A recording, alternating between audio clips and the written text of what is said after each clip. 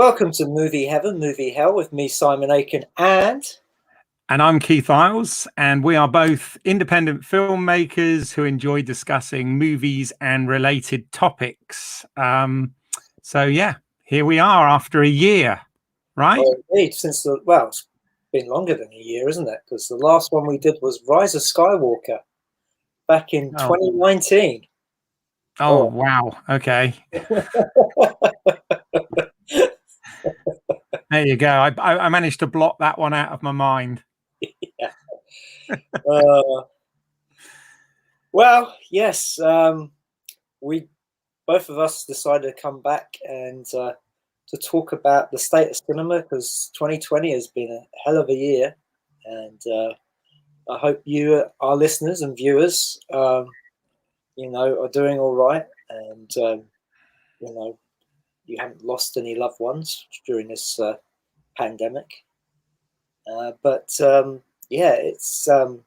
it's weird how, the last episode we did, we had no idea this was going to happen.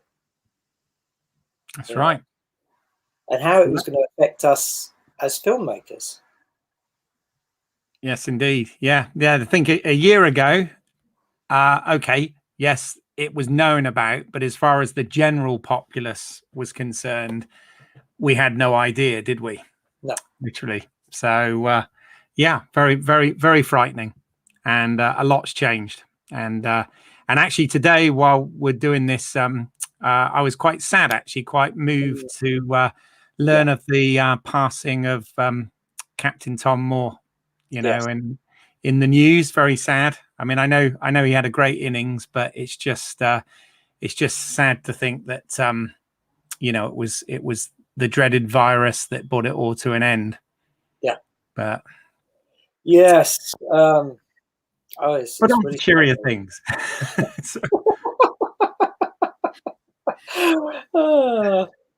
Oh dear. Well, yeah. Okay. Well, let's talk about the state of cinema as it is.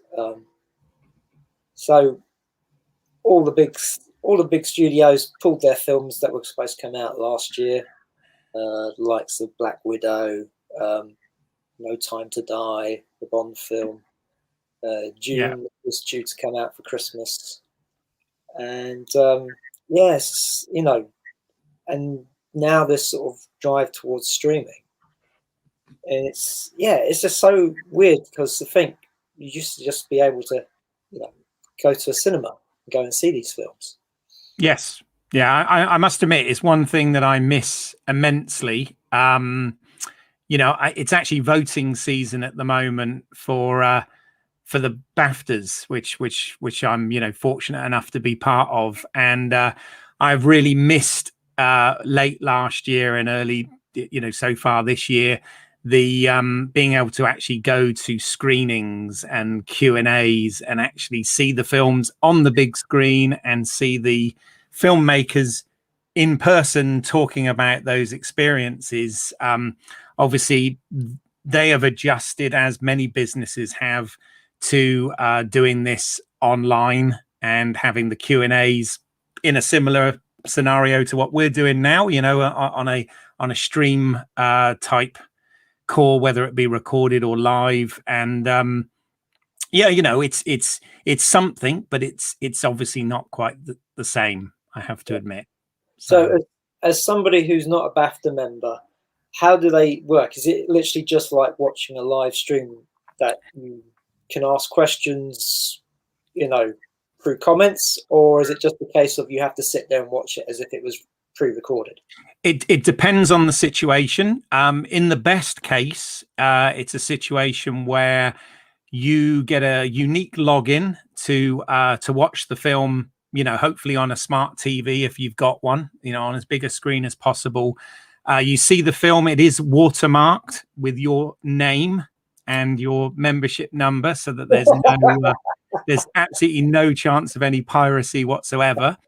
And in those cases, there's usually a live Q&A afterwards, which has a moderator, obviously. And if you've got any particular questions, there is a chat area where you can put a question and the moderator, bless them, get to as many as they can.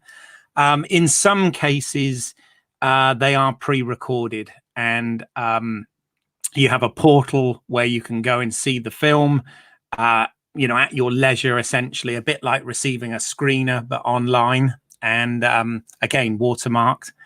And you can watch the film, and then you can watch the Q&A afterwards. So, I mean, they've done all they can to continue the experience, but obviously, you know, it can't be helped, the situation, but it isn't, you know, I have to say, it's honestly not quite the same. And regardless of voting season, just going to the cinema in general, I miss big time. You know, in that small period where we were allowed to go back to the theaters for a little while, I remember I went to see the film Unhinged with Russell Crowe, which is like a sort of a thriller. It's kind of you know, Duel meets you know, Falling Down or whatever. I think Mark Commode you know, reviewed it in that manner, and you know, whether or not the film was a decent enough thriller and a lot of fun, but part of the joy of watching it was to get to watch it on the big screen with the sound. Okay, the cinema was virtually empty, as one would expect, but you know, it's yeah, I do miss it, and I certainly miss a packed cinema with a you know, with the audience atmosphere, but you know, situation is such, and we all need to adjust, right? Well, yeah, I mean, when we had that short window that cinemas were open and showing what seemed to be a lot of re-releases of older films, Yeah. Did you go to the cinema much? Because I didn't go at all. I didn't go and see Tenet. Did you go and see Tenet? If I did, I mean, you know, people out there will probably have different opinions on whether I'm an idiot or not to do so. But I obviously I followed all of the protocols and all of the precautions. You know, it's a bit weird where, especially when you've got glasses on, wearing a face mask in the cinema, because you tend to fog up a little bit, which is a bit irritating. Yeah. And of course, you know, you are they had quite strict spacing between people, etc. So yes, it wasn't quite the same, but I did go and see Tenet and had my my eardrums practically fractured, you know, watching that on the big screen. But it was because, I mean, obviously Christopher Nolan himself had really pushed, saying that the film, you know, was to be experienced, you know, best case in IMAX, but certainly on a big screen. Yeah. In that environment. So yes, I did go and see that with, and I knew some friends that went as well, but whether or not that was a wise choice, I mean, you know, I didn't catch anything. I'm not asking if that was a wise choice or not, because it's, you know, at the end of the day, you know, the government said yes, cinemas could reopen. They felt it was kind of safe, you know. Yes. Fool them, really. I'm not getting too political, but they seem to get a lot of things wrong. But yeah. It's interesting because for me, I hadn't been going to the cinema much anyway. The main way I was consuming films before 2020 was online, was streaming. And only the sort of big tentpole films I would go and see. I mean, I saw a few films in 2019 that were quite small, art house kind of films, but not many. The majority of them I saw online. You know. Yeah. Well, actually, Well, actually, I think you raise a really good point there, Simon, because it is fair to say that you know, even before COVID-19, the movie theater industry was changing. I mean, you know, it's been changing for some years. It's just that the COVID situation has accelerated things. You know, even technology, like you know, this kind of video conferencing and stuff. You know, the technology's been there for some years, but the adoption of it has spiked in the last 12 months for obvious reasons, because people have had to change the way they work, the way they consume things, and the way they even socialize and communicate in this new world. So yes, it's just brought it around a bit quicker. It was a battle anyway between the theatrical experience and the home cinema experience. So yeah. I mean, I was going to say a lot of the times when we did podcasts, the few times we would meet in the same area, do it face to face, and all the other times we would record just with a microphone and we couldn't see each other. You remember that? Yeah. You're literally just looking at either a blank screen or something else. Yeah. IMDb, looking at IMDb. So it's funny that it's taken this, disease to sort of actually for us to embrace, this sort of technology, because this could have helped us a lot years ago, really, wouldn't it? As with our podcast, because then, as you say, eye contact and being able to see if somebody else wants to jump in or not, or the technology's been there for a while, but of course, like all technologies, it's evolving and getting better all of the time, and the quality improving, etc. But yes, you're absolutely right. The ability to do this as a live stream and get instant reaction and feedback, and still put it out as a podcast. It's something that I'm doing, at the weekends with a show that I'm doing at the moment that goes out as both a live stream and the following day as a podcast as well. So yeah. Well, let's just briefly talk about what we've been doing in lockdown, because throughout this you have really embraced your YouTube channel. What's it called? I mean, what happened with me personally was a year ago, I was because people say about how has it affected your job in the film industry, and the sad reality is, much as I'd have liked it, I didn't really have a career in the film industry before COVID. Not really, on and off, but yeah, I mean, what happened with me a year ago is I was doing a job. I had a day job that was nothing to do with the industry at all, and they furloughed me briefly. And I thought to myself, wow, this is great. I've got 40 plus hours a week back that I'm not allowed to work. I can't go anywhere because that's when we were in full lockdown at the time. And I thought all I can do is try and be creative, or try and do something that I can do at home on my own. I thought about writing, which I've always done, and I write things, and then I'm frustrated because I want to get them made, and so I thought, well, let's not work on writing yet another script just yet. Thought about filming something at home, but couldn't really come up with that sort of unique hook story idea to do it. I mean, I know people who have done that and done very good job of it, but I didn't feel sort of ready for that. But the thing I'd been kicking around about, and we talked about it quite a lot on the podcast, and there's even a joke about it in your film actually, which in hindsight is going to seem quite amusing, is I had this idea about doing a channel talking about physical media, collecting films. Again, it's this question about streaming versus physical. So I launched a YouTube channel, which was something that I had complete control of, and I could do in my own home.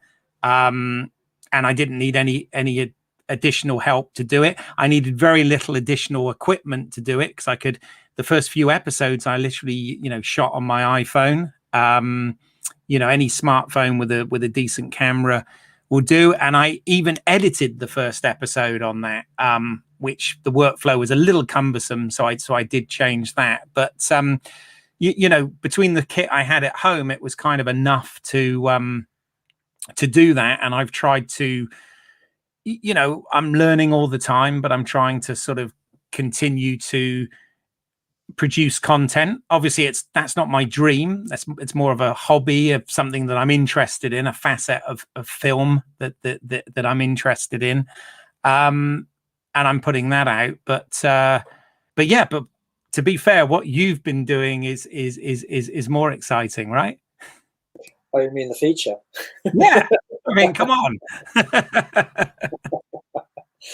Well, yeah. Well, I think I started making Modern Love back in 2011, so it's like nearly 10 years of doing this. And, you know, I thought I wouldn't take so long. We'll be done soon. It's like today, Claire Breno from Premiere Scene put up an interview of us two at the premiere of The Hateful Eight, where, you know, I was talking about the film that's coming out next year. I know. Little did I know. Frightening, isn't it? Yeah. Just a bit. But the thing is, so my plan as a filmmaker for the film was to do a festival run and try and get screenings in cinemas and anywhere that would, you know, have screenings, so pubs, clubs, film clubs, anything like that. Mm-hmm. I remember even with my last film, Blood and Roses, we actually showed it at a few student unions with their film clubs. That was great. It was a lot of fun. So my plan was to have a festival run, get people watching it before it would go online, before it would go to, say, Amazon Prime. And then, you know, 2020 happened and festivals weren't happening. They were closing or they were just streaming. And the cinemas were closing. And if they were showing anything, they were only showing either big films or re-release of classic films, things that people would want to go and see. Yeah. So, you know, I battled with this. You know, I kept thinking, oh, well, this will be over soon. This will be over soon. And what with Valentine's Day coming up, my hope was always to have the film come out on Valentine's Day for its release. Makes a lot of sense. Yeah. Yeah. And so, you know, Valentine's Day 2021 was coming up and the film was more or less ready. So I thought, okay, well, I'm just going to go straight with streaming. I'm going to just put it on Amazon Prime and, you know, get it out there and, you know, people can start seeing it. And I can sort of move on from the film because it's a weird thing to be working on a film for so long because it's always there every day. It's the back of your mind or, you know, or on your computer. It's like there's this film waiting to be released. And also animation takes quite a while to do, I've learned. Yeah. I'm not, nothing against Jason the animator. I mean, again, he was affected by this because he was working for a games company as a storyboard artist, and he was using their workstations in the evenings after his job was finished to work on the animation, and it was going along really well. We would have been finished like March last year, and then well, animation does take time. I mean, there's a reason why animated movies take several years to be made before they're released, because, you know, that's a whole nother facet of filmmaking, but there's a lot of work there. Yeah. Well, again, and it falls into what I was doing with this film, because every story I was telling was done in a different way, a different style, you know, silent film, black and white, using French, using stills, using animation, improv. So it's just telling stories in different ways. And so animation, I felt fitted into that. And, you know, I think it was worth the wait. I mean, I could have just said, no, forget the animation, let's go on. But I think it's you know, I think it's worth the wait. You know, I'm happy with the finished film. I'm happy to put it out there as it is. and I know with Blood and Roses I had a few problems with some of the stuff in it, but in this one I'm very happy with it, and and I'm looking forward to see what happens, on Amazon Prime. I mean, the thing now, we have an audience that's at home looking for new stuff. I know. Yeah, me and my girlfriend, we're on Netflix every day, seeing something new, and it tends not to be. Okay, they brought that one back, or no, not interested in that. And then you'll find one thing where you're like, oh, great, we binge watched that, and you're waiting for the next thing. So there is a hunger for content out there. There is, yeah. The challenge with everything now is there is so much out there. I mean, loads, that it's finding it. It's getting it on people's radar. It's getting a buzz about it, etc.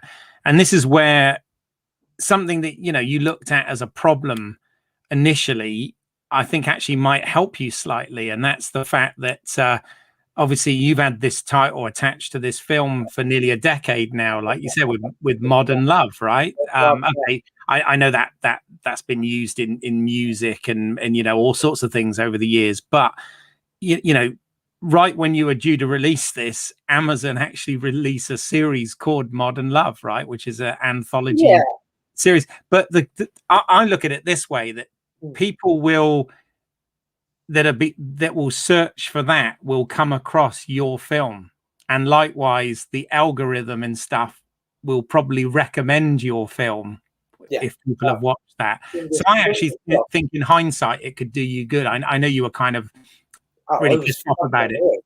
I was fucking annoyed, man. It's like, because I've been working on it for so long, and then suddenly like Amazon Prime presents Modern Love, and you're like, oh fuck.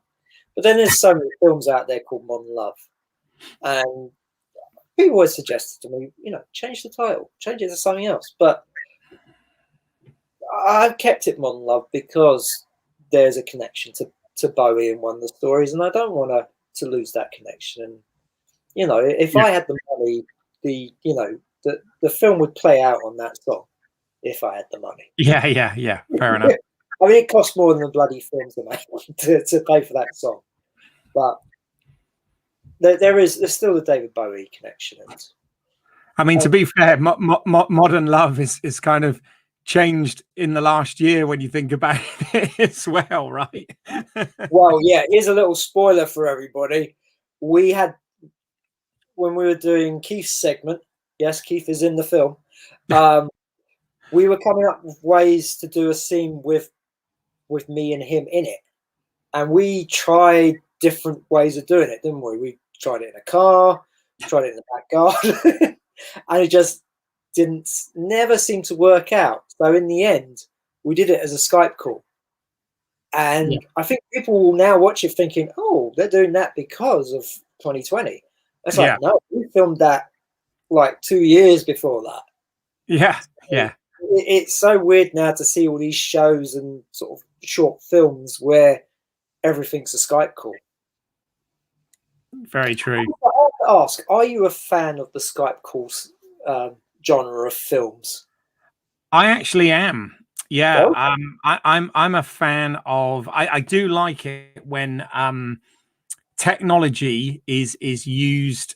To try a film narrative, and they've had a number of films which have been what they were calling at the time screen time films, and essentially that was where what you see on the screen, whether it's on the TV screen or the big screen, but essentially that equates to somebody's desktop.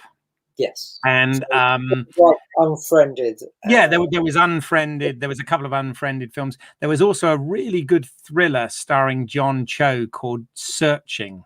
Oh, okay. And that this was all obviously pre-COVID, of course, and it was using all of the technologies from video calls to online blogs and diaries and all of the technology, news streams, social media, all of that stuff to sort of tell this. It was about a father trying to find his missing daughter, and I thought it was really effective. I really liked the use of that. I have seen one more recently, which was done actually during the COVID lockdown, called Host, which is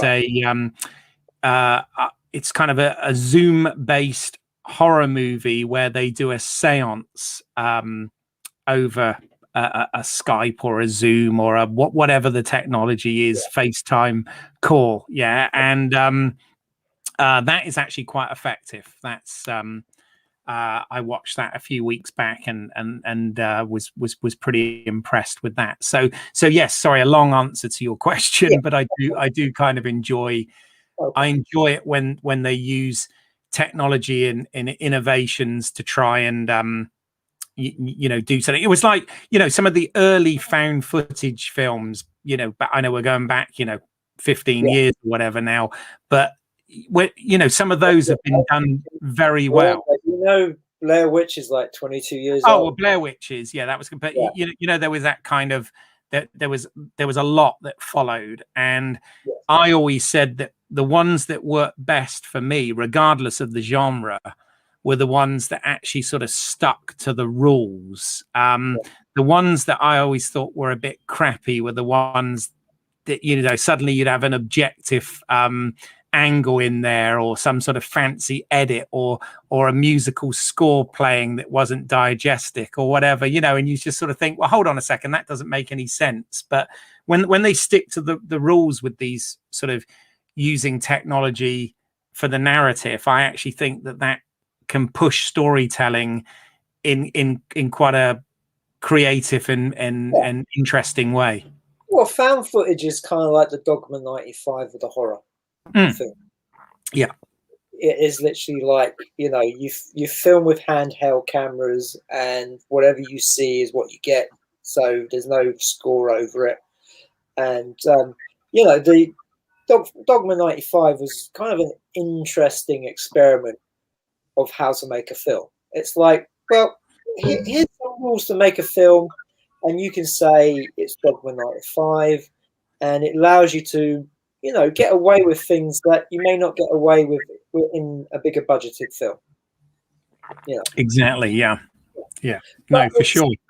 Yeah, but me, I'm just not a fan of found footage films, as everybody who listens to our podcast knows. Yeah. That was just an example. I've not really embraced the whole sort of Skype films thing, because there's just nothing there that's kind of like made me want to watch it. I know there's that series on the BBC with David Tennant and Martin Sheen. Is it Martin Sheen? Right. Yes. Yeah. I don't think I've seen that one, but I haven't seen it either. But it kind of, for me, is a bit of a turn off. It's just like, oh, okay. Yeah. Well, I think we're likely to see probably quite a few more of them coming up. I know I can't really talk, seeming that I've got that in my film, but that just seemed to be a solution to a problem at the time, and wasn't a not a creative choice, but not something that we set out to do initially. It was just a solution to a problem. The problem was, how can we get the two of us to talk to each other where we can actually hear each other and not be interrupted? That's true. Like that. So, although it's pretty quiet out there now, but absolutely. No, I mean, it's and currently, I mean, who knows? Like you said, who would have known this time last year? What the world would become. So obviously, we've no idea where all this is going, but currently there was obviously a gap last year in actually producing content because of the the spreading virus and the lockdown rules and all that sort of thing. But as it is now, the industry is happening again. Production is still happening. It's just that the actual process has changed slightly. Oh, there you go. Michael Sheen. Michael Sheen. Well, you know, West Wing meets Thank, Doctor Who thank you. is what I was thinking. There you go. So that's our friend Tyrone down in New Zealand. Yeah. So So thank you, we've got one Tyrone. person. There again. So we got one person watching. Yeah, no, that's good. No, and we want obviously people watching to interact. Yeah. So I just that leads me on to sort of my next question, because myself personally, I haven't planned to do anything because I don't quite know how things now work within this, you know, within COVID rules. But you have had actual experience of working on shoots and having to deal with these new rules. So can you talk a bit more about your experience of working on shoots? Yeah, I mean there hasn't been, you know, sadly there hasn't been loads of it. I was fortunate enough that, as I said, I got furloughed. I started my YouTube channel, and then fortunately I managed to get, and again it's through knowing someone from the past when I used to do it. There was a chap that I used to teach film, and one of the students actually wanted to be a first assistant director in film, which is something that I had some experience on, particularly when I lived out in the US. And I introduced him to some friends that were making a film, and you know, they used him, they used his talents on that, and his organizational skills and all this sort of thing. And he kind of, you know, for the last decade has been sort of doing that as a job. And you know, he had a situation where his wife had a newborn and he couldn't do a gig, so he got in touch with me. It was a, you know, fairly small educational shoot for a company. It was about 10 days work, and they needed a first AD for it. So he put me in touch with the director. I immediately kind of clicked and got a rapport with the director, and we did that shoot, which then led to me getting another shoot on a music video, like a just a day shoot on that, again as a first. Yeah. And and obviously nothing since. So I've been kind of out of work ever since. But you're right. Yeah.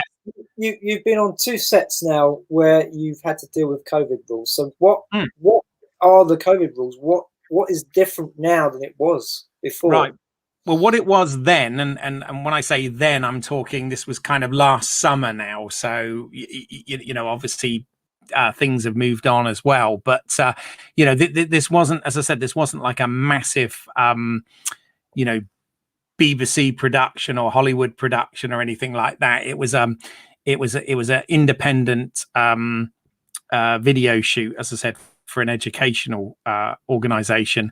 But it, you know, it had a full crew, and the situation was that every member of the crew, when they turned up, the first thing they had to have was their temperature taken, and you know, just to make sure that we didn't have any temperatures that might suggest that we're, you know, carrying the virus, as it were. I remember during the shoot, every night when I'd get home, my ears would really hurt, because you're essentially spending, you know, 12 to 15 hours a day with a face mask on all of the time. And that was the thing. You had to have the face mask on all of the time. The actors would basically have them on for rehearsal, and they would take their face masks off just while we were rolling. And you would have, you know, a minimal socially distanced crew while we were doing all that, as much as possible. Yeah. We would have somebody going around with hand sanitizer, and literally after every take, every member of the crew would have to sanitize their hands. And then when it came to things like drinks, we couldn't make any, you know, we couldn't make teas or coffees or anything like that on set. We had to, everything we had to have had to be sealed. So, you know, bottled water, etc. If we wanted a coffee, we'd have to get one, you know, out on the location somewhere if they were serving them, which they still were. A lot of coffee shops were still open at that point, thankfully. And then when it came to lunch, everybody had to have an individually sealed lunch. So, you know, the idea of the kind of the buffet or the, you know, the treats tables and craft services and all this sort of thing, you'd have that was completely out of the window. So, you'd have the sealed lunches and whatever. So it was pretty strict, and it was like that on both the educational shoot and the music video. We were talking crews of probably no more than, I don't know, 20, 25 people in total. So it was small enough to be quite controllable. But I know people in the industry that have worked on, you know, much bigger shoots, and from what I've heard, the situation is pretty similar to that.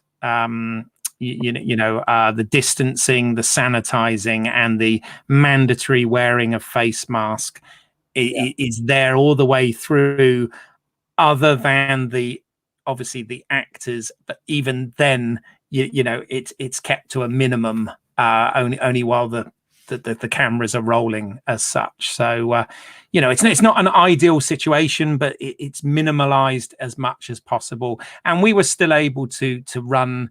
You know, I hadn't run a film set for some years at that point, but you know, it didn't hinder the shoot any more than than the normal challenge. It was just another challenge on top of, you know, all the normal challenges you get during filmmaking. But no, I wish I could say I was working on something bigger, but no, I haven't worked since then. So that's what it was like last summer. Well, for a while I was being an extra on films, and I signed up to a few extra agencies, and I still get, you know, offers of jobs, but because I've worked for Royal Mail now, I just don't have the time. And especially now when you read each job that comes in, the amount of prep beforehand. So literally, you will go to, so you're doing 2 days on a feature film. You will, you know, about a week before, you have to go into the studio, get a COVID test, and then and if it's negative, the following day you go in for your costume, and then again, day before the actual shoot, you get another COVID test. You have to go to the studio. You're getting paid for all this, so this is extra cost, you know, of all this going there, getting a COVID test. And there's been a few shoots where you literally, the day before, you would have to self-isolate. Some of them you could self-isolate at home, but there's others where they would literally put you up in a hotel, so you would self-isolate. Right. And that's like, I understand the reasoning why, but it feels so extreme to go through all that just to be, you know, somebody standing in the background. I mean, how, you know, are they still doing crowd scenes? That's what I wonder, because the crowd scenes, you know, are made up of like 50, 100, 200, 300 extras, and each one of them has to do that, and that's such an expense. I don't know. I don't know what films are shooting, what films aren't shooting, but it seems like a massive expense on top of everything else that they're doing. Yeah, and the fact that I know doing it, it'll be the cast and crew as well. Yeah, well, I know there's a position now which is actually sort of a COVID officer on set, and basically it's just somebody to check that you've had the tests and got the certificates and check the temperature and all this when personnel turns up, and you know, throughout the day there's reminders about face masks and sanitizing and you know, all of that sort of stuff, and that is actually kind of a crew role nowadays. But I'm just trying to because Tyrone, who's actually on the chat, he did send me a message about New Zealand and what they're doing down there, and I'm just trying to find it because it's there you go. He's mentioned you in a comment. Yeah, he's saying in New Zealand we've gone back to a resemblance of normal.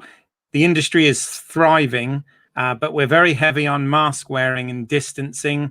All of the crews are tested, etc., and foreign crews are on hold for 14 days, then kept together with local crew, all as a unit for the duration of the filming, in most cases for the bigger productions. And as far as the, that's the actual filming side. And then as far as the presentation, the theatrical side goes, the movie theaters are open for business, no masks, but you're spaced apart from other folks, and you can scan the barcode whenever you go to shops, malls, restaurants, bars, etc. If there is a suspected case, as just happened in a town north of Auckland a couple of weeks ago, they jump on it and tested all the locals. Was clear, and they traced it to the source. In conclusion, our being at the bottom of the world and isolation helped contain COVID that we did get. With the lockdowns we had last year, it seemed to work and became virus free. Here's hoping the UK can get a handle of it and back to adjusted to the new normal. So thank you for that, Aaron. Sorry, I didn't read that particularly well, but thank you. Well, Keith, as you were reading that out, we got a comment from May 570, which I put up. Everybody else got to see, but it was about, well, their comment was, and then Tom Cruise starts screaming at people. Yeah. What is your thoughts about the Tom Cruise incident? Well, I'm a really big fan of Tom Cruise. I respect him as an actor and a producer, and just I find his passion for film in general infectious. I'd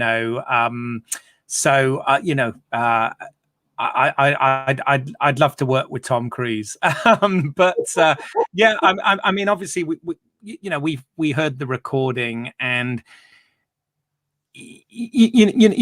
without knowing the exact context of it, this could have been somebody that he had words with prior, and they had ignored him or whatever. And he's saying, the bottom line was, he was saying that it ruins it for the whole industry, for the crew. And he says that people are, he's not talking about himself here, obviously, but people are likely to lose their homes and their livelihoods and all of this sort of thing. So I kind of, on one hand, could see where he was coming from, but it didn't do him any favors in terms of his public persona and his image. But yes, the media loved the spin on all these things. So yeah, and after the recording came out, there seemed to be another incident where some crew members actually quit the film. Yes. Well, I mean, I can understand that people don't want to be spoken to like that. I'm not necessarily saying that he handled it well, but I can understand. I mean, you think as a producer of a film with a massive budgets that the Mission Impossible films have, he's still responsible. He's responsible for people's health and safety, and he's responsible for the bottom line money to the studio, etc. So he's under pressure. I'm not making excuses for him, but who knows? He could have taken them aside. Yeah, I mean, that comment is fair. Yeah. And for somebody who is normally very professional, it was uncharacteristic for sure. Yeah. Yes. I've been on 570. I've been on sets where you've had to have words with crew members. I mean, the thing about a film set is that it's a whole group of people who are all in it for the same reason. They love film. They want to make film. And so when they meet like-minded people, they want to chat. Yes. And sometimes they want to chat while you're in the middle of filming. And the amount of times you have to tell them to shut up. But that's usually the end of it. Usually just go, we're rolling, shut up, we're filming, you know. And then if it becomes a problem, you sort of take them aside and say, look, you know, we're trying to make this film. We've only got a certain amount of time. You know, we need silence on set to record the dialogue. We don't want to hear what your conversation is because, you know, we will have to go again. And that means more time here. You know, we finish late, especially if it's an independent film. And, you know, you're stuck here for much longer. You're instead of going home at 7 o'clock, you'd be going home at 9 o'clock, 10 o'clock. So there is ways of handling it. And I can understand that there's a lot of pressure on him because, you know, films are being made. A lot of films didn't get greenlit or have been pushed back their production dates until things kind of calm down. And so I guess there is a lot of pressure, you know, to get this film made and say, hey, you know, cinema's still here. We're still making films. Mm-hmm.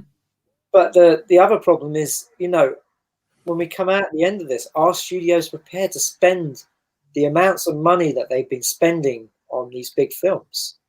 Because if audiences don't return to cinemas, it is kind of like not only will it be the death of cinema, of cinema theaters, it will also be the death of these big spectacle films because they just couldn't afford to do it.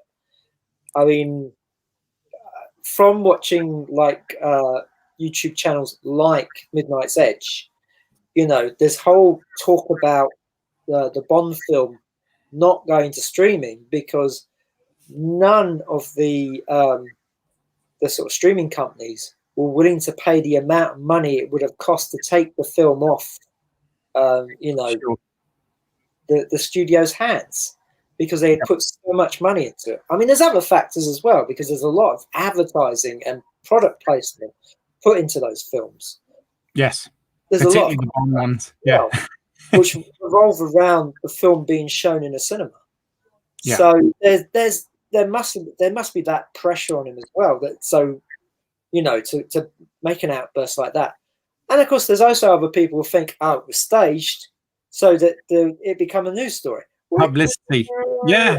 No, I mean, it's like the whole Christian Bale thing when he had the outburst on Terminator Salvation. I'm trying to think which crap Terminator film it was. There's so many now. I mean, there's only 2 good films in that whole series, and the rest is just rubbish. The rest have been problematic. Yes. That's very diplomatic of you, Keith.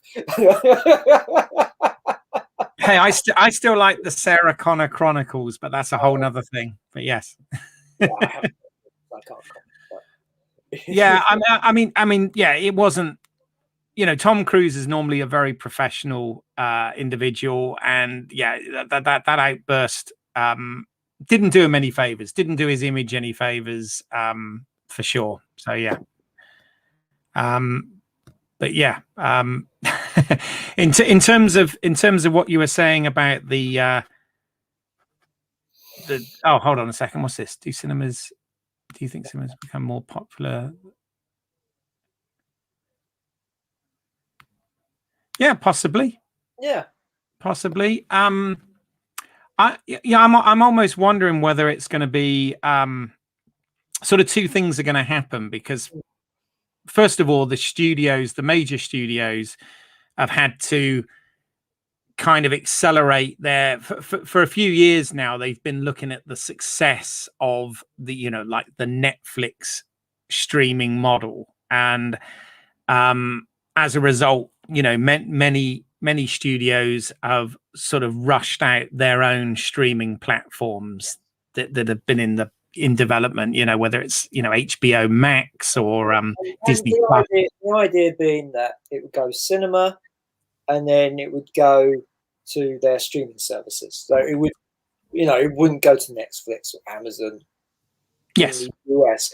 I think over here it's kind of different because we don't have HBO Max. we don't have quite as many streaming services in the US. So, like Wonder Woman 84 is actually you can rent it on Amazon Prime over here. Yes. In the US, I think it's just HBO Max. Not sure. Yeah. But, yeah. No, yeah, absolutely. So there's the question. I think people may, you know, certainly when they reopen and people feel a lot safer, I think there might be this resurgence. But that has to be the films that are going to see. I don't think people are going to rush back for any old rubbish. No, I mean, I think what might happen. You see, I'm concerned about what the future of the, because it's funny when you look at the history of the multiplex. Yes. Okay, the big chain cinemas. Originally, the idea of them was that they had multiple screens, loads of screens, so that they could show a bigger variety of movies. That was the original idea, and that didn't really happen. What ended up happening was it was like, oh, we can now show Lord of the Rings on 5 screens and get 5 times as many you know, as many people to see it. And the irony is those cinema chains are almost under more threat now, I would think, than the smaller ones. And I'm wondering whether it will become, you'll have sort of boutique type theaters that will be a lot smaller, and it will be, people will be paying more for the actual experience. It'll become kind of that slightly niche thing where you know, it becomes an evening out, it becomes an experience rather than just going to see a movie. And you know, I don't know, and I don't know whether that will actually help independent cinema more, or whether it will be, you know, again, the big tent pole, the big blockbuster films doing that for a few weeks before, you know, that thing about them going onto a streaming platform, the window will probably become smaller, so you'll have less people necessarily going to the theater to see it, but they won't have to wait so long. In fact, it might even be simultaneous where you get the streaming option as well, possibly. Who knows? Who knows? Tyrone has sent us another message.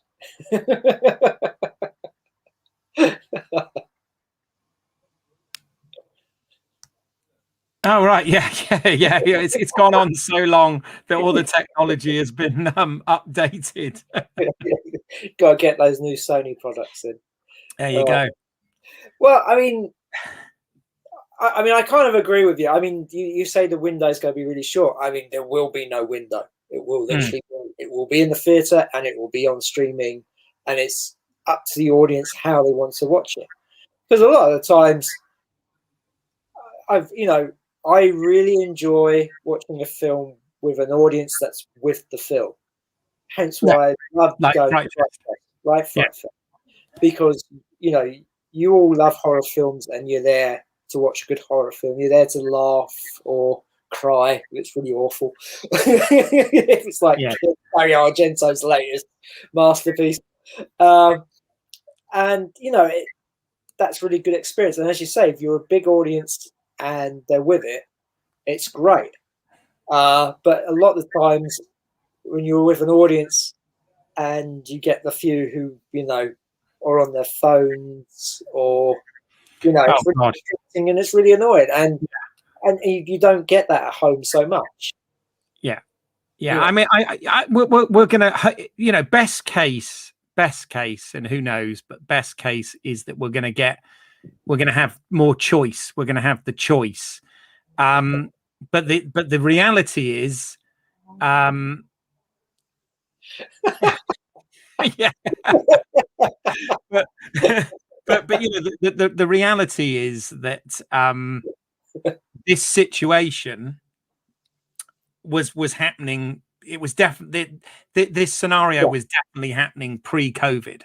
Yeah, it was COVID is accelerated, it's just but accelerated, yes. yeah, because you know that whole gap between film and television and the size of screens in homes and the quality of the picture and you know the bandwidth for streaming and you know all of that stuff, the audio systems, everything, it's always been getting close or becoming more blurred, let's put it that way. You know what it's like arcades and home video games. Yeah. So back in the 80s, you'd go down to the arcade to play Street Fighter because it had the best graphics and it had the great sound, you know, and you put in your money in there and you play away. And then you come home and you have the Atari or Spectrum or Commodore, where it was literally, you know, stick figures or, you know, or just like shaded characters or, you know, 2D. And then the sort of gap between quality wise got smaller and smaller to now where arcades don't exist.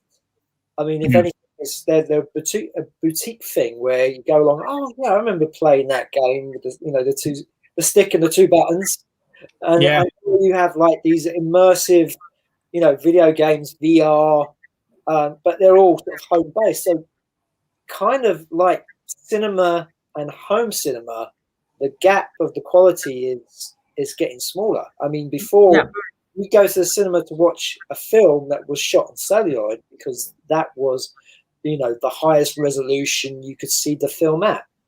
And then when you brought the VHS home, sometimes you had to squint to see what was going on. I know my father complained about watching Batman '89 so much. It's like so bloody dark, I can't see anything. But in the cinema, you could see everything. You know, that darkness didn't matter because you were seeing it at the best quality. And you know, cinema now is digital. It's all, you know, 4K projection. It's all digital. It's more or less sometimes what they're piping into your home is what they're piping into a cinema. Yep. So yeah, the only difference is the bit rate, but yeah. Well, yeah. Yes, okay, but I mean that is getting smaller and smaller. You know, and the other thing as well, in a cinema, you're more focused on the screen than you are at home. At home, you know, you can easily get distracted. You know, the telephone goes or somebody's at the door. You know, though toilet breaks is great because you can just pause the film and go to the toilet and then come back, and you know, you don't have to worry about missing things. Yeah. You don't have to do that thing where you got to hold it. Like, oh, I don't want to go. I might miss something. Come on, where's the boring bit? There's the boring bit. I'm running out. Yeah. What did I miss? Yeah, I'm wondering if it'll become a thing, you know, for enthusiasts. I mean, like they've had for years, the BFI has been a way of, you know, if you want to see an old classic that you love and you want to see it on the big screen and you want to see it projected and you want to see it with an audience, then you'd go and do that, and they'd have seasons for specific directors or genres or actors or whatever, you know. And I'm just sort of wondering if whether it will become that sort of you know, you'll have the choice, and people who are enthusiasts for the actual cinema going experience, you know, real cinephiles will actually have that option to go see it. But I think lots of people were comfortable to sit in their own homes where they're not distracted by, you know, other people and whatever, and watch it anyway. But yeah, who knows? There you go, drive-ins. Yes. You know, this could be the rebirth of drive-ins. That's a really good point. Yeah, I mean, there was actually a drive-in near me. I mean, that didn't seem to have anything on worth watching, but you know, again, it's a novelty factor, isn't it? I mean, that could be. And as a grown up, I mean, it was something you saw in Hollywood films all the time. You saw drive-ins, people going to the drive-in. It's kind of like, and you know, as a kid, I would have loved to do it. As an adult, I'm like, don't know, don't have the time. But I mean, I mean, I think of it as an independent filmmaker, though. I think for a lot of us, cinemas are they are kind of closed off to us. The cinemas aren't willing to take the risk on smaller films anymore. They want to show, films that Yeah. they know people will come in and see. Yeah. I mean, I think that I don't think that's necessarily something that's changed in the last year. No, it's not. But again, it's something that might have been accelerated because there were, there were the breakout films. There were the indie darlings that made it to screenings. I mean, I know our screen used to be very good for that. Or, if people wanted to see an independent film, they could just ask for it and it could possibly get shown. Now it's, it's sort of old classics that they want to, to see. It's like, well, if you want Predator to be shown at your local cinema, vote for Predator. Yeah. Like, well, that's great if you're a Predator fan. Oh, I love this comment.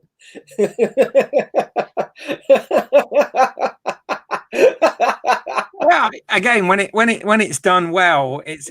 I mean, this is the thing. Again, for decades, cinema has been fighting with home media to try, and there's always been that war going on, right? And I remember,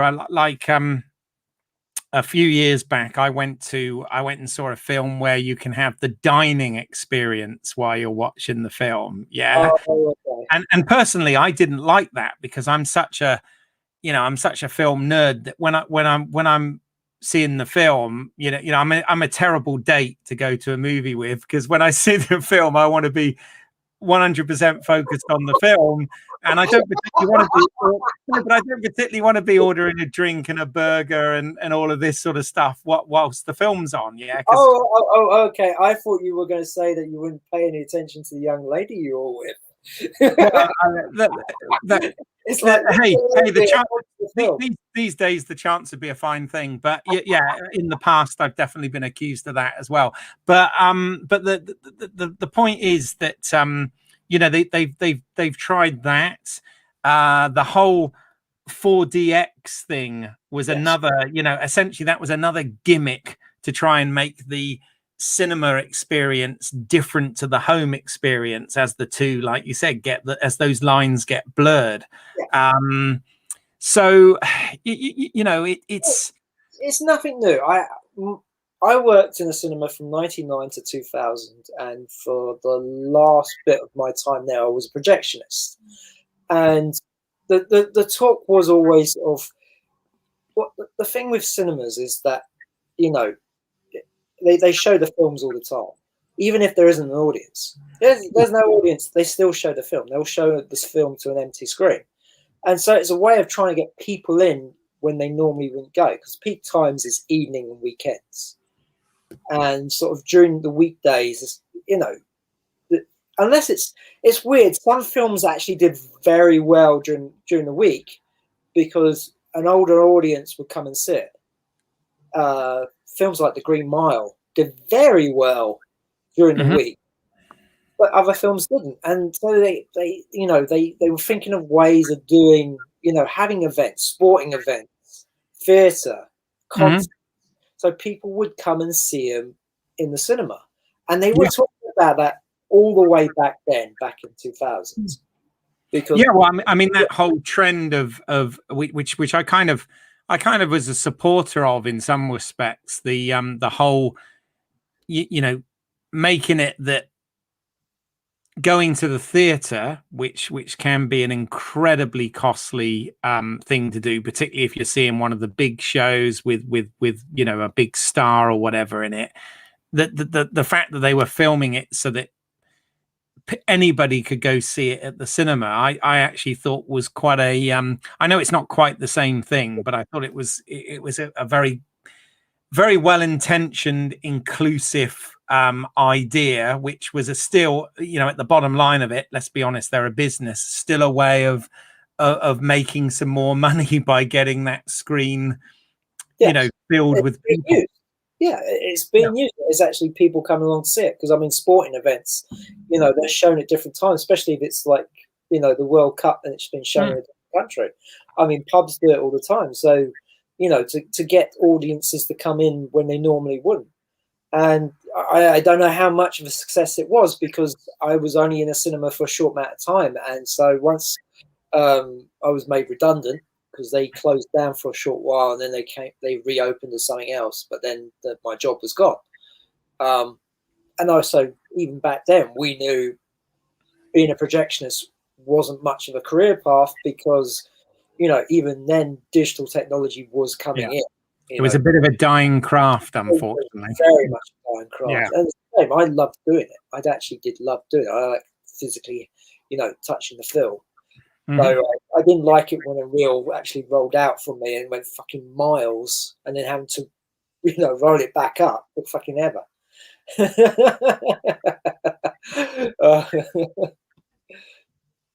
Yeah, well, that's a really good point as well. Yeah, sometimes you can get a better view than not even the cheap seats, even the expensive seats. You don't always get those, because it's that sort of bridge. You're suddenly going to a camera angle, and it can be good.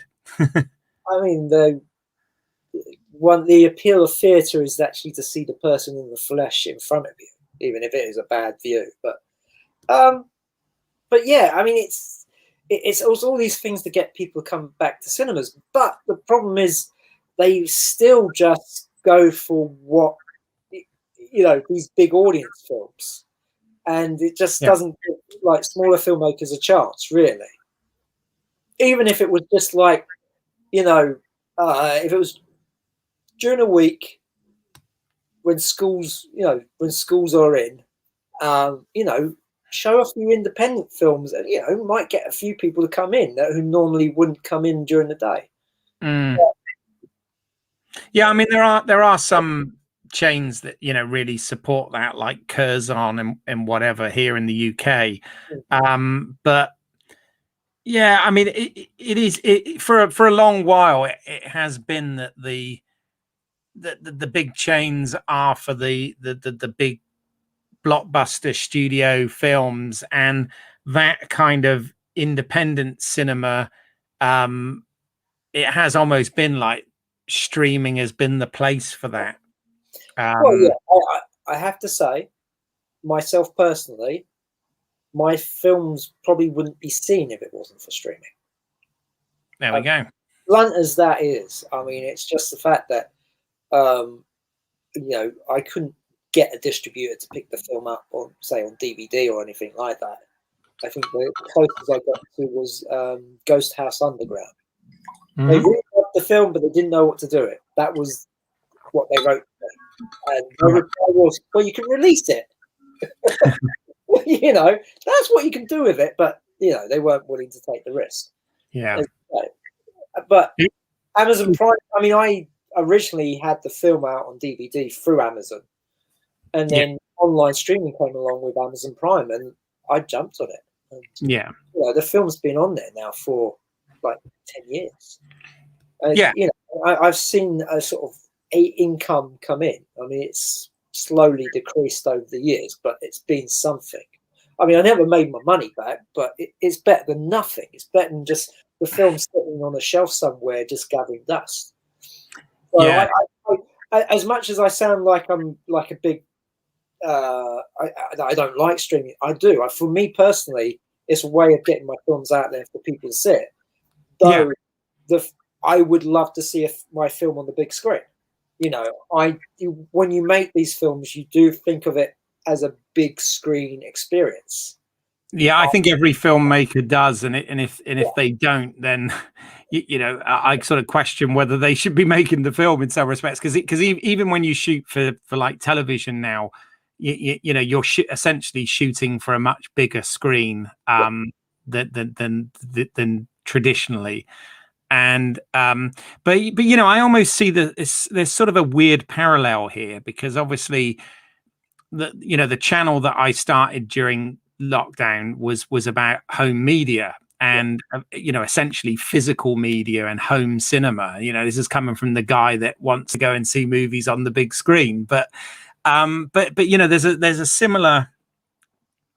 almost like a similar war between streaming and physical, in so much as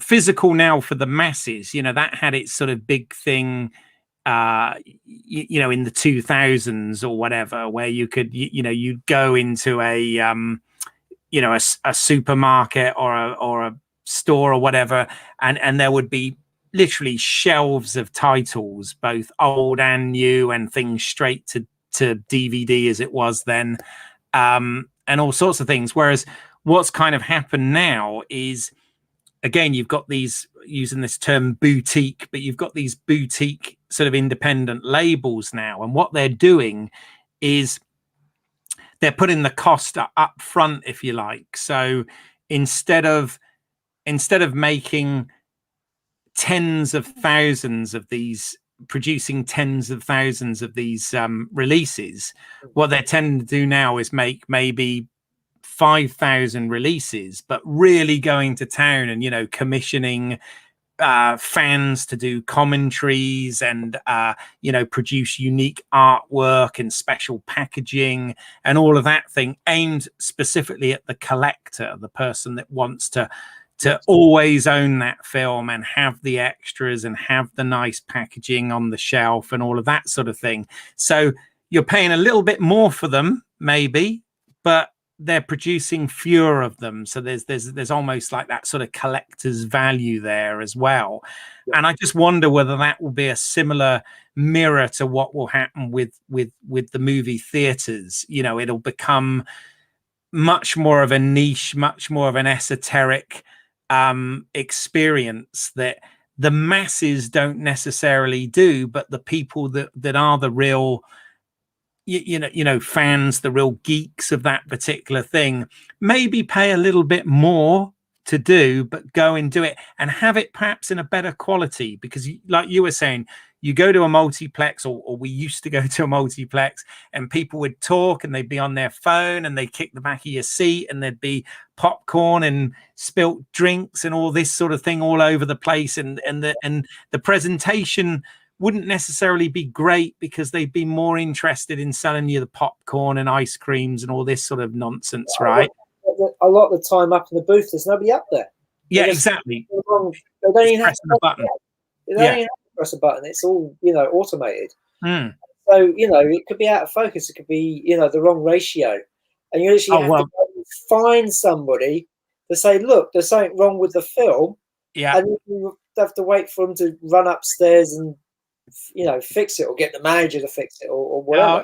Well, and even they don't know, because I've complained about something being in the wrong aspect ratio and they didn't even know what I meant. And I'm like, you need to change over to the anamorphic lens, and that confused them even more. So, yeah. I mean, that was one of the benefits of having a projectionist there. I mean, the one thing we'd always do is, when the BBFC certification came up, that is when we would make sure the focus was in. That it was in focus, you know. Yeah. You know, yeah. Because there's text on the screen, that is a great way of, you know, just making sure that it's sharp and not blurred or anything. Yeah. But again, you don't get that because it's just hit the button, off it goes. You know, if anything goes wrong, just give them a ticket, you know, a free ticket for the next film.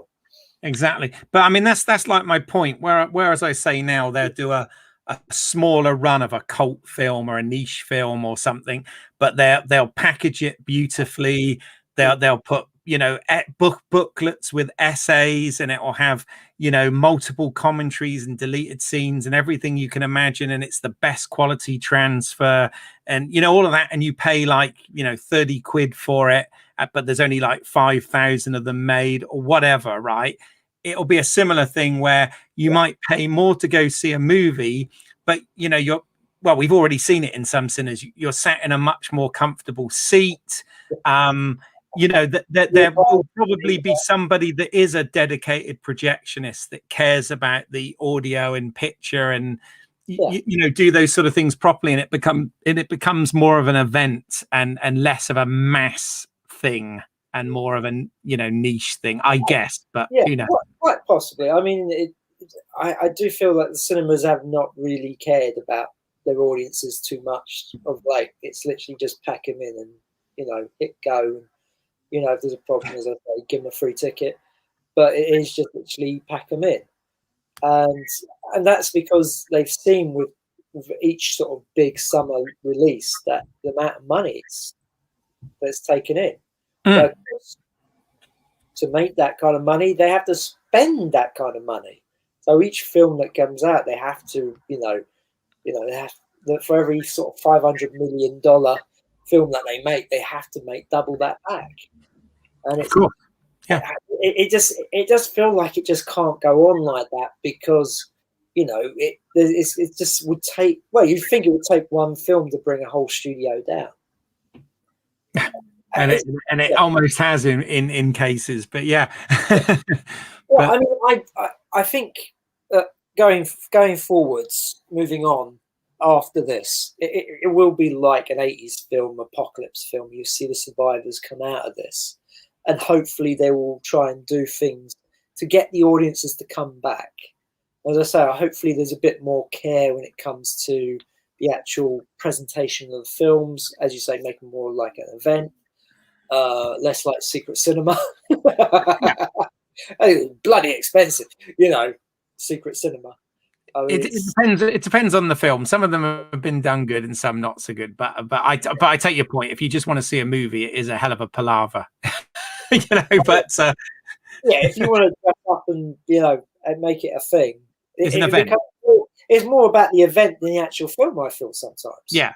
Well, yeah, because they're usually films we know backwards anyway, aren't they? Or certainly the ones I've been to. But yeah, I mean, I think that's definitely a thing. And then what will happen is, and again, this has always been happening, the window between, even when we're talking physical media, the window between when something would, way back in the day, be it the cinema and then on TV, or be it the cinema and then on VHS, but certainly in the DVD and Blu-ray era, that gap is much, much shorter, whereas it used to be years or a year at best. Now it's what, 3 months, 2 months, 3 months, and that could be like weeks, if not exactly the same time. I think moving forward, very much so at the same time.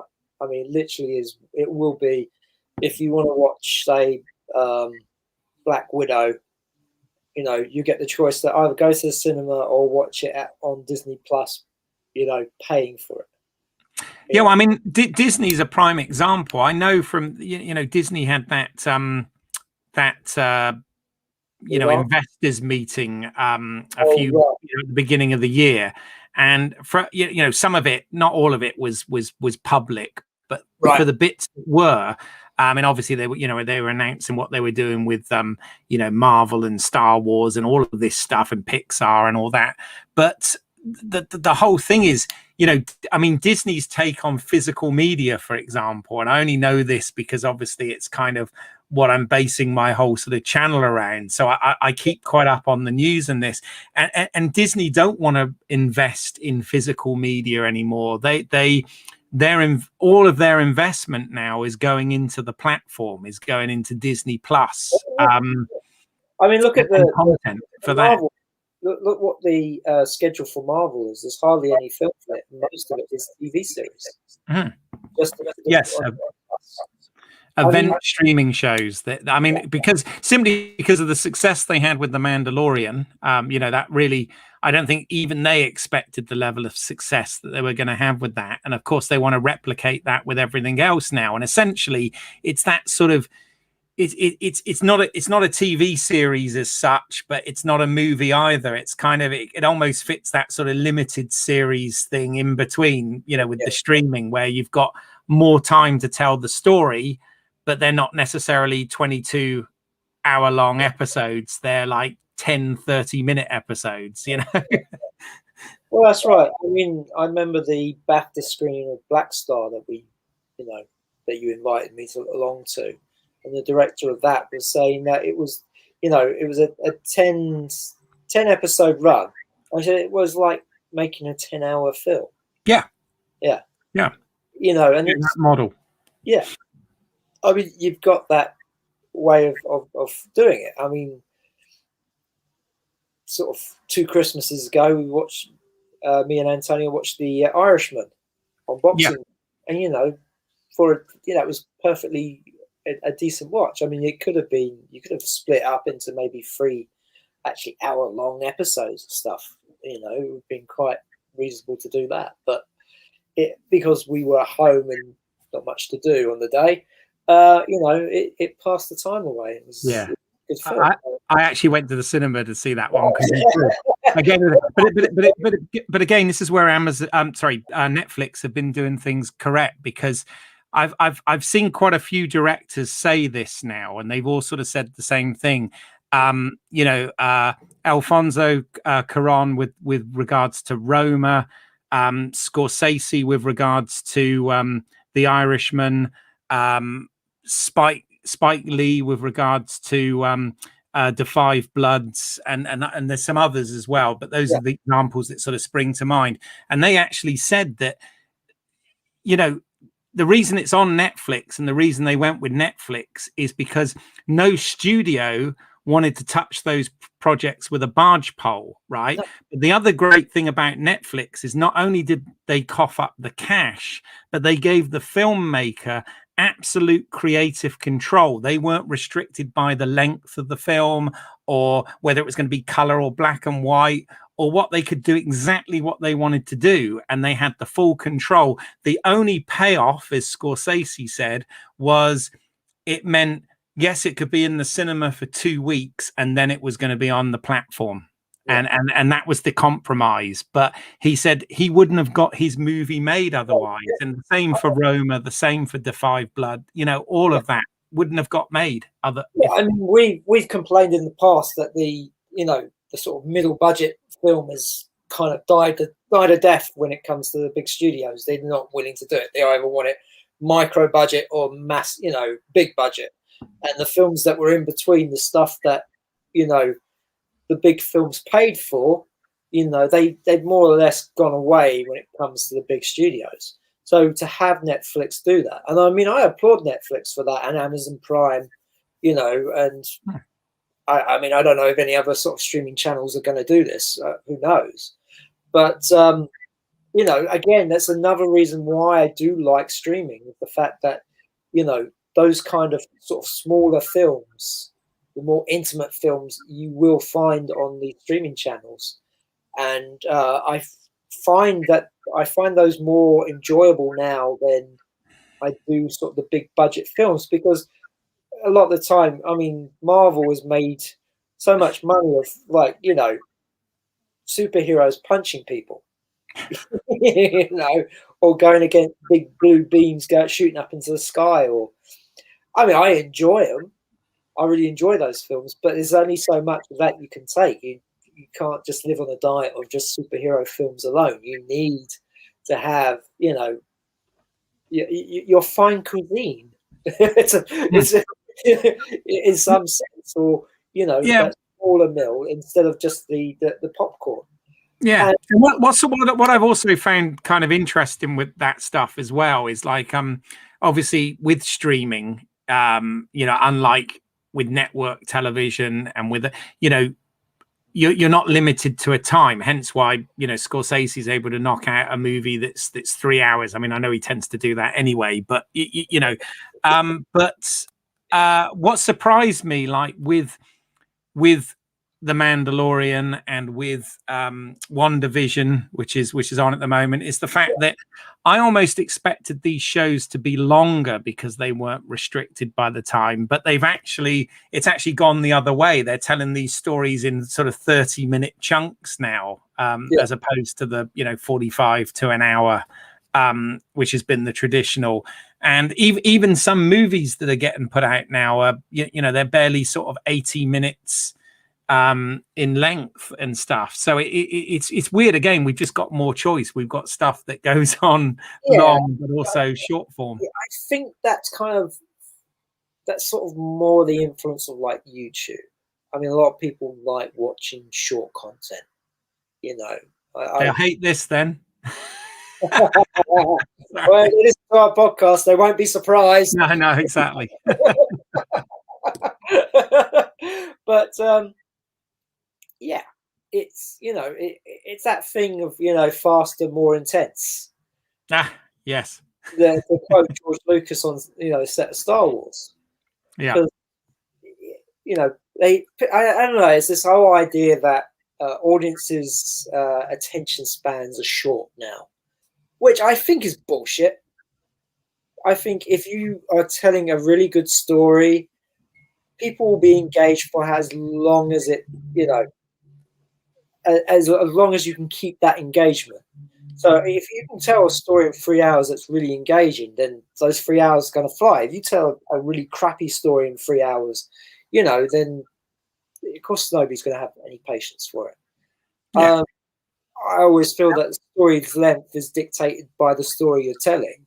Yes. Yeah. And also when we've got the multiple episodes, you end up with something that's longer than your standard movie anyway. Like a season of Mandalorian, for example, is like 5 or 6 hours or whatever, which is longer than any Star Wars movie anyway. So back to back, yes.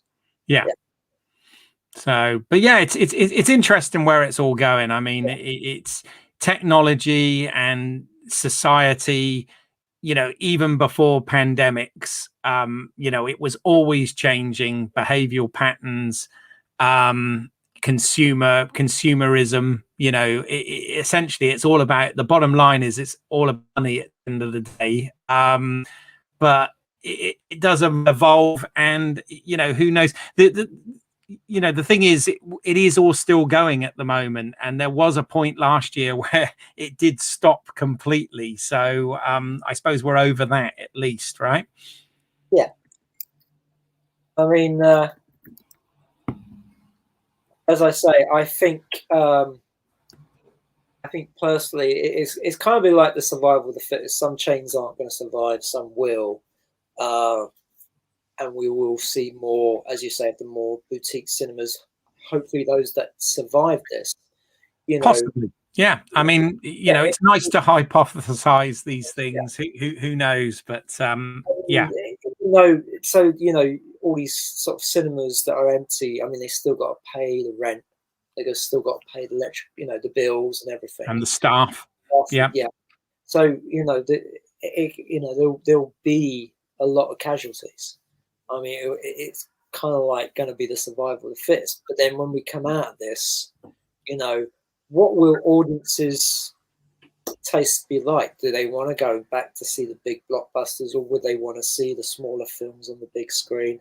Or will they just be happy to seeing these films just on their TV screens? And I think what will happen is we will get more options. With anything with technology, you just get more options. There'll be more available for you to watch wherever you want to watch. If you want to watch it on your iPad, you want to watch it on your TV at home, you want to watch it on the big screen, you will find it on these big film, especially with the big films. So choice, yeah. All about choice. Choice, I suppose, will be is will Hollywood, when we come out at the end of this, will they still have the sort of drive to make these massive films, or will they want to sort of scale them down a bit? Or is it the fact that the pure economics of making film now is that all of this costs so much anyway, even if it's not a big film, if it's not got special effects or anything like that. I mean, the cost of actors, it's the cost of crew, it's cost of all these sort of COVID procedures that they have to do, and that again may drive the cost of making film up. It's so many questions, and we still don't know kind of the answers. I mean, we're just sort of living through this. We're living through history. This is something that people will look back on and talk about in like history classes and stuff about this pandemic. I mean, the two facts are that people will still need to work, and we're going to have a massive, well, we've already got, but we're going to have an even worse unemployment issue globally. and likewise, people want to be entertained. The other thing is, people are going to want to go out at some point and have a beer and have a meal and maybe watch a movie, at the same time. So, I'm just trying to be optimistic that it's all going to be okay. I don't think this is the death of cinema. Right. I don't think we've seen the end of cinema. It's just when we come out the other end of this, it's going to be a lot different. I mean, it might just go back to normal, when we come out the end of this, after a few years down the line. But that's the thing, we don't know. We're sort of living through it. But as filmmakers, as ourselves, it's kind of like it's like, well, how is it going to affect us? I think that's the one thing that kind of makes me slightly worried. It's like, well, how can I now go out and make a film, and how are people going to see it? Yeah, I mean, as a creative and a filmmaker, this I've never been able to work out what the secret is. It's always been difficult, and no doubt will continue to be. But in terms of a consumer that wants to be entertained,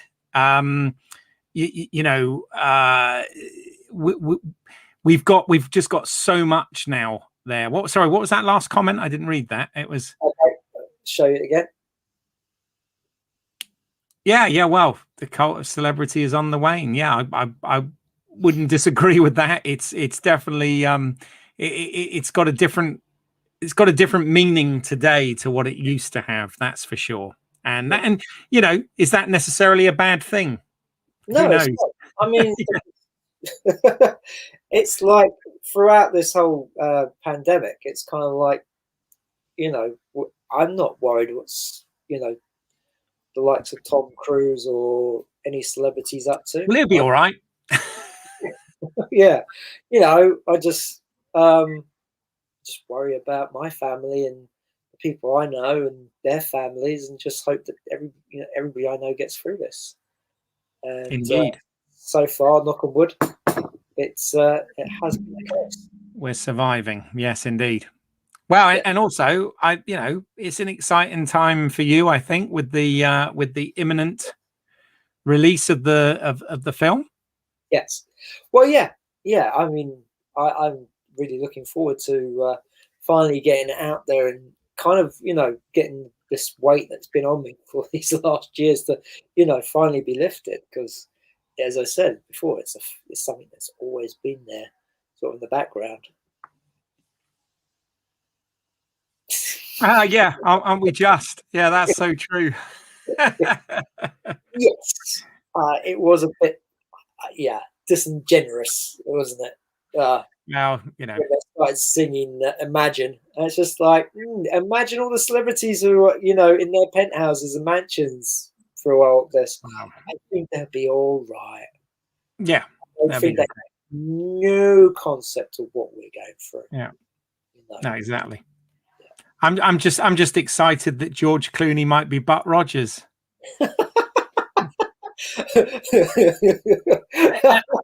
It's been literally this year. It's been 40 years since we've had any live action Butt Rogers. So bring it on. It's gonna be tweaky. Yeah. Well, I think on that note, I think we shall bring proceedings to an end. Sure. But let's go out like we normally do on the podcast. So, Keith, how can people contact you? Yeah, sure. Well, I've already mentioned numerous times here about my channel, which is Home Media Minefield, which is on YouTube. And I do unboxings, reviews, and other bits and pieces about physical media, home cinema, that sort of thing, Blu-ray, 4K, you name it. So please check that out at Home Media Minefield. Also, I'm currently involved in another live stream and another live stream and podcast called Let's See What's Out There. that we're currently doing Marvel's WandaVision. That goes out live on a Sunday at 7:30 p.m. UK time, and then is available as a podcast after that. And we have similar podcasts on Star Wars The Mandalorian Season 2, an episode for each of that, and Star Trek Discovery Season 3, and Star Trek Picard. So we've got quite a lot of content there, not to mention all the movie heaven, movie hell content that's out there. So there you go. we have got a lot of podcasts up here on YouTube and iTunes and Stitcher and all good other podcast providers. I've never taken them down, left them up there, so people can go back and listen to those. Yeah, and I've got short movies on British Isles as well. Sorry, I forgot to mention that. So if you put in British Isles, like my name there, EYLES, you can find short films that I've made over the years. And yeah, any feedback on those is always, you want your films to have an audience. So if you're finding this and you're still with us, please check those out also. Plug it all. Ages ago. Well, you can find out more about my work at independentrunnings.com. As you may know, I have a YouTube channel called Independent Runnings because you're watching it, which has the podcast on there, my short films and trailers for the features I've made. You can check out Blood and Roses on Amazon Prime. It's available in the UK and US, and it's also available on DVD in the States. It's region free, so if you want to get a copy, oh wow, you can buy it from there and get it shipped over. And then, of course, Modern Love is coming out on the 14th of February, in time for Valentine's Day. So if you're looking for something to watch that day, there's going to be a new film for you. And there's that week, right? Because you've got other stuff lined up following it, right? Okay, yes, leading up to that, yes. May as well plug it. Yeah, might as well. I'm going to be doing a lot more of these. We're going to, the 5 days following Valentine's, we're going to do a live Q&A, live streamed here on YouTube. It's going to be with some of the cast and crew, and looking forward to it. Because a lot of good actors I got the chance to work with, and Keith. Yeah, good ones, and me. Yeah, there you go. Thanks, son. You're welcome. Any chance to wind you up? It's going to be a bit of bizarre irony, I feel, but I haven't seen the film yet. But yeah, no, you're good in it, mate. Couldn't possibly comment. I've not seen it. I'm as intrigued as everyone else. So yes, so that will be taking place, as I say, the 5 days following the release on Amazon Prime. So I hope you can join us for that, and it's going to be good. And Facebook pages, we've got one for Movie Heaven, Movie Hell. We've got one for Modern Love. We've got one for Independent Runnings. We've got one for Blood and Roses. So, please do become fans and, help make those pages bigger. And I'll try and put more content up there. It can be quite late sometimes, but and thanks to you guys that were in the live chat today as well. But please obviously spread the word about this, because this will be available as a video afterwards, so hopefully people will tune into that as well.